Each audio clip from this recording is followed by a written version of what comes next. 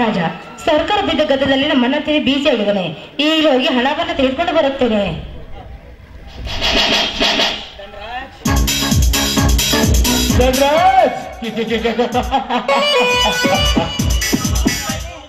ಇಲ್ಲಿಗೆ ಸಮಾಪ್ತಿ ಆಯ್ತು ನಿನ್ನ ರಾಜಕೀಯ ನಾಟಕ.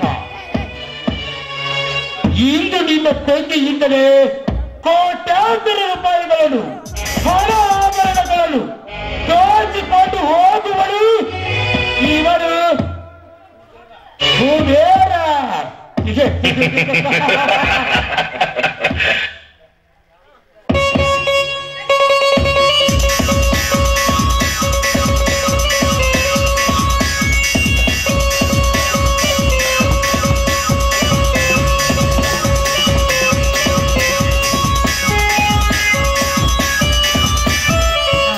ರಾಜ, ತೆಗೆದುಕೊಳ್ಳಿ, ಹಣ ಬರುತ್ತದೆ ಸುಟಿಗೆ ಸರ್. ಹಾಗಾದ್ರೆ ಹೊರಡೋಣವೇ? ಎಲ್ಲಿಗೆ? ಏನು ರಾಜಕ್ಕಿರಿ, ಏನು ಮಾಡೋದಿತ್ತು? ನಾವಿಬ್ರು ಹಾಯಾಗಿರೋಕೆ.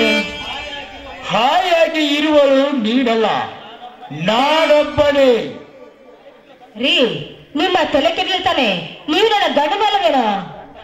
ಗಂಡ?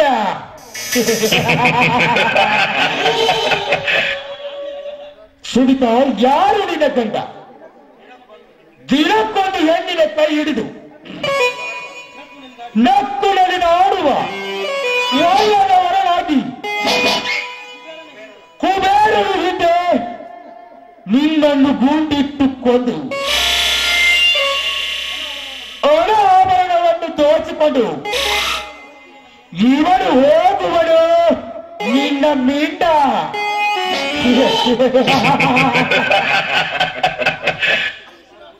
ಶಶಿಕಾಂತ್, ಮೋಸ ಬಾಯಿ, ಇದರನ್ನು ಕಾಮಧಾರ ತಿರಿಸಿ ಈಗ ನನಗೆ ಮೋಸ ಮಾಡಿ ಹೋಗ್ತಾ ಇದ್ದಲ್ಲ. ನೀನು ಗಾಂಸನ ನರಸಪ್ಪ ಸಣ್ಣ. ಇದೆಲ್ಲ ನಿಮ್ಮಣ್ಣನ ಮಗ ಈಸಲು ಹೂಡಿರುವ ನಾಟಕ. ಈ ಸಮಾಜದಲ್ಲಿ ನಿನ್ನಂತ ಹೆಣ್ಣಿಗೆ ಬುದ್ಧಿ ಕಲಿಸಲು ಹೊರಟ ಇವನು ಕಿರಾತಕ. ಹೆಣ್ಣೆ,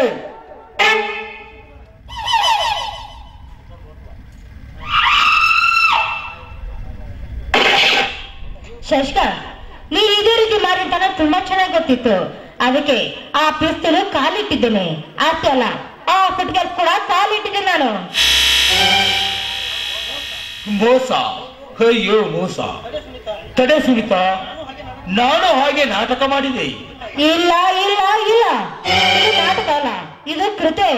ಅನೇಕ ಹೆಣ್ಣ ಮಕ್ಕಳ ಶೀಲ ಹಾಳು ಮಾಡಿ ನಿನ್ನಂತ ಮೋಸ ಮಾಡಿ ಹೋಗ್ತಿರುವ ನಿನ್ನಂತ ನಾಲ್ಕರೆ ತಕ್ಕ ಪಾಠ ಕಲಿಸಲೇಬೇಕು. ತೆಗೆದುಕೊಂಡು ನಮ್ಮ ಮನೆದೇವರು ನೆನೆಸಿಕೋ.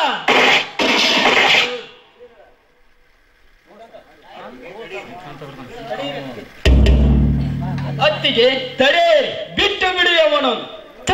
ಸರಿ ಆಯ್ತು ನೀತ. ನೋಡು, ಅನೇಕ ಹೆಣ್ಣು ಮಕ್ಕಳ ಶೀಲ ಹಾಳು ಮಾಡಿದ್ದೇವೆ. ನನ್ನ ಶೀಲ ತಗೊಂಡು ಚಂದ ಚಾಮಡಿದ್ದೀನಿ. ನಿಮ್ಮಂತ ಪಾಪಿಗಳು ಈ ಭೂಮಿ ಮೇಲೆ ಬದುಕಿರಲೇಬಾರದು.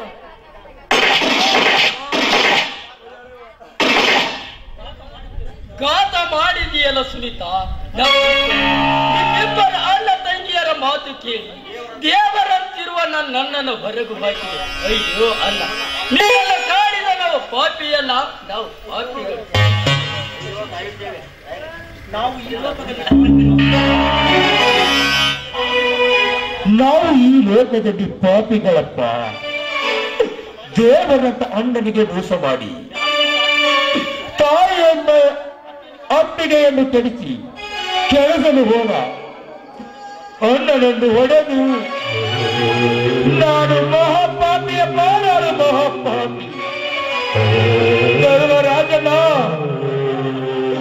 ಇವರ ಮೋಹನ ಮಾತಿಗೆ ಮರುಳಾಗಿ ತುತ್ತು ಮಾಡಿ ಸಲುಹಿದ ನನ್ನನ್ನು ನಿನ್ನ ಕೈಯನ್ನು ಒತ್ತಿ ನನ್ನನ್ನು ಕ್ಷಣಸನ ಕ್ಷಣಸು. ನಿನ್ನ ಒಡಲು ಬಂಗಾರದ ಕೊಡಲು.